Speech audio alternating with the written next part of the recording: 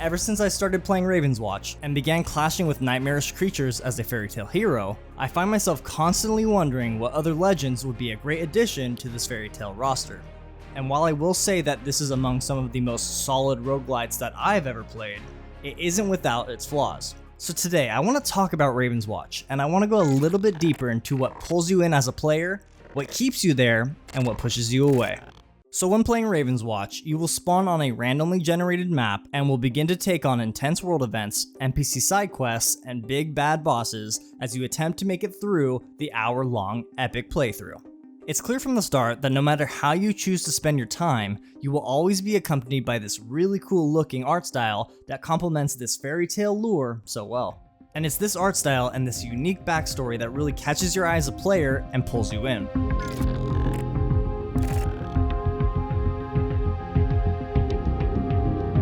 As of now, there are 8 playable heroes to choose from, all pulled straight out of popular stories like Little Red Riding Hood, Pinocchio, and the Pied Piper. All these heroes give this really unique sense of childhood nostalgia, especially if you're familiar with these stories, but they're also kinda badass at the same time. All heroes come with their own set of abilities that stay true to their lore, and they're also fairly balanced as well.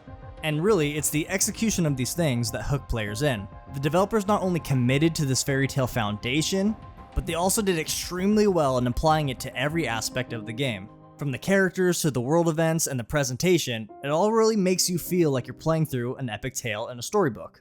Of course, there are a ton of games that look really cool, but they don't always succeed in delivering a lasting experience. Players need something substantial, from the start all the way to the end, in order for them to keep playing. And thankfully, Ravenswatch has that covered, in the form of its combat.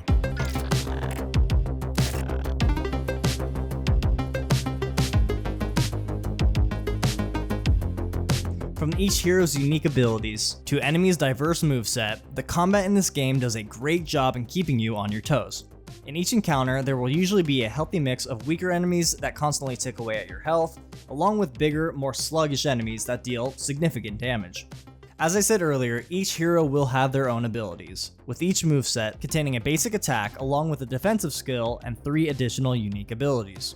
At the start of the playthrough, these abilities do a great job keeping most enemies at bay, but as you progress and as the monsters start hitting harder, players will need to continue becoming more powerful through the use of talents and magical objects. Now these talents and magical objects are the main progression for heroes in the game. Some magical objects give boosts to basic stats like health, crit chance, and attack damage, while others will give more complex benefits like instantly killing an enemy when it drops below 15% health. But the real fun comes in the form of talents. Each time your hero levels up, you are rewarded with a selection of random talents to choose from. Each one of these talents will change the way your abilities behave, turning a stationary slam attack into a ranged jump attack, a quick sword jab into a slow heavy AoE swing, and even turning a ranged damage attack into a healing ability. And this is only just scratching the surface. There are so many different builds that you can create with each hero to not only fit your playstyle, but to complement the other heroes in your group. It's the combat, both when playing solo, but especially in multiplayer, where this game succeeds by every meaning of the word. But with that being said, as I mentioned earlier, the game is not perfect, and in fact it stumbles in a pretty important area, and that is unfortunately the boss fights.